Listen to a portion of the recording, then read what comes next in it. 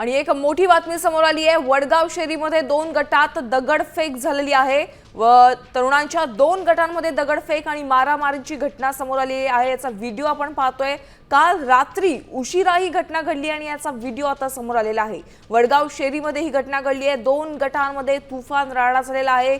2 गटात दगडफेक झालेली आहे आणि मारामारीची देखील घटना झालेली आहे।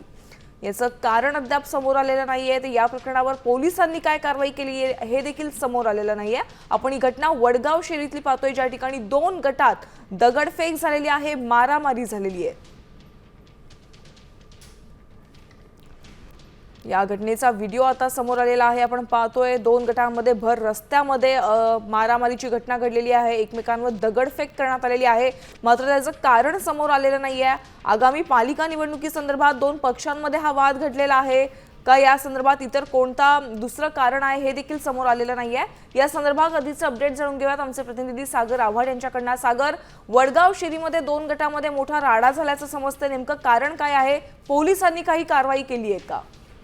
आपण जर बघितलं तर पुण्यामध्ये 2 घटना घडलेल्या आहेत।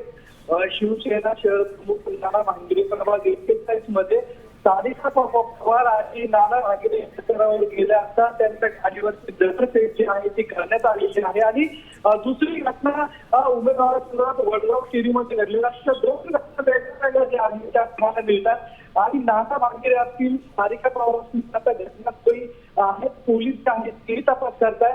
नेमकं या सोसायटीमध्ये गेल्यानंतर त्याची गाडीवरती दगड आलेली आहेत आणि